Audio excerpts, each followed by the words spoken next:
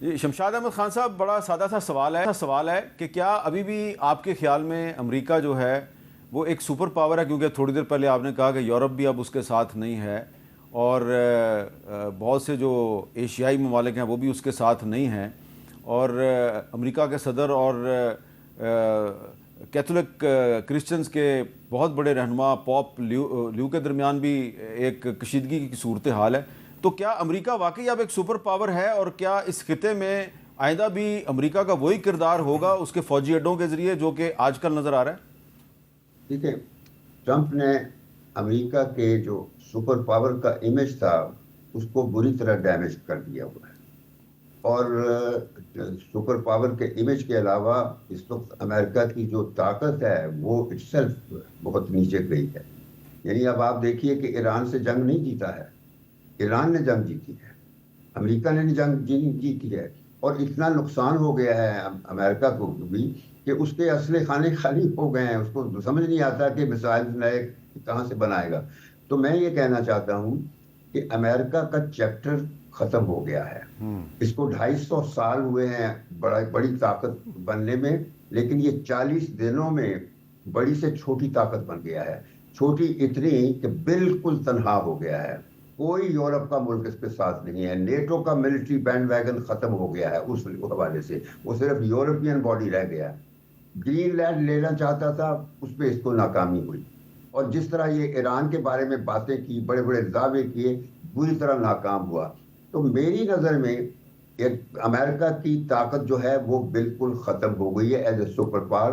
اس وقت دو بڑی طاقتیں ہیں جو لیڈ میں ہیں، ایک چائنا ہے اور دوسرا رشیا ہے. جی. اور اسی کانٹیکسٹ میں یہ کہنا چاہتا ہوں کہ ٹھیک ہے، یہ میں مانتا ہوں کہ اگر فیلڈ مارشل آج گئے ہیں وہاں تو وہ ظاہر ہے کہ معمول کے فیچرز کرنے کے لیے نہیں گئے ہیں. اس کا مطلب صرف یہ ہے کہ غالباً لاسٹ منٹ پہ کوئی ایسا پوائنٹ نکلا ہے جس پہ اس لیول پہ انوالومنٹ ضروری تھی ایران کی طرف. اچھا، میں ذرا اس پہ آپ ذرا جارج سلیم صاحب سے بات کروں. جارج سلیم صاحب، آپ کے موقف میں اور شمشاد صاحب کے موقف میں کافی فرق نظر آ رہا ہے، لیکن آپ جسٹیفائی کیسے کریں گے کہ امریکہ ابھی بھی ایک سپر پاور ہے اور ابھی بھی اس ریجن کا بہت طاقتور ملک ہے؟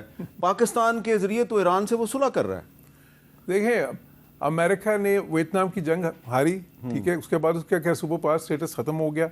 افغانستان میں ان کو ناکامی ہوئی، کیا سپر پاور سٹیٹس ختم ہو گیا. عراق میں ناکامی ہوئی. اس میں ایک کاؤنٹر کوشچن ہے کہ افغانستان میں اور عراق میں جب امریکہ نے حملہ کیا تو پورا یورپ اس کے ساتھ تھا، یورپ کی فوجیں بھی وہاں پہ ساتھ تھیں. آج یورپ امریکہ کے ساتھ نہیں ہے. اس سے کوئی فرق نہیں پڑتا. دیکھیں، پریزیڈنٹ ٹرمپ کا جو پہلا دور تھا نا، اس وقت میں جرمنی میں اور اٹلی میں سفیر تھا ان ملکوں میں. یورپ ناراض تھا اسی طرح ان سے بالکل، اور اب اس پہ انہوں نے کیا پالیسی اختیار کی؟ انہوں نے کہا ویل ویٹ ہم آؤٹ.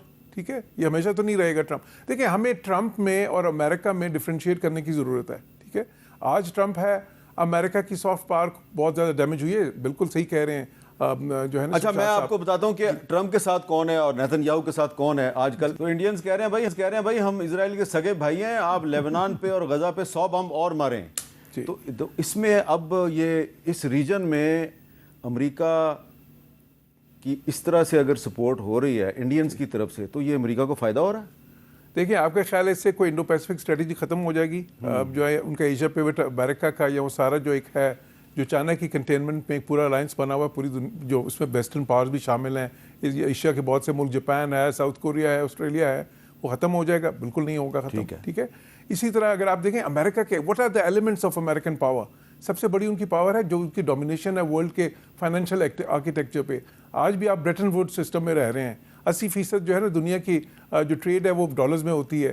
80% سے زیادہ فارن ایکسچینج مارکیٹس جو ہے نا وہ ڈالرز پہ ہیں. بانڈ سارے جو ایشو ہوتے ہیں دنیا میں ڈالرز میں ہیں. انوویشن ابھی بھی دنیا میں جو ہوتی ہے امریکہ میں ہوتی ہے، اس پہ ابھی بھی وہ ٹاپ. لیکن اب جو ایران کے ساتھ پاکستان کی ٹریڈ ہوگی اس میں ڈالر کا کوئی کردار نہیں ہوگا. نہ ہوئے. لیکن میں آپ کو ایک بڑی سمپل سی مثال دیتا ہوں. دیکھیں، 90s میں نا ایک وقت تھا کہ دنیا کہہ رہی تھی جاپان امریکہ سے آگے نکل رہا ہے، اور ان کی آپس میں اکانومیز کا سائز کا فرق پتہ کیا رہ گیا تھا؟ 5:7. آج پتہ کیا فرق ہے؟ 1:7.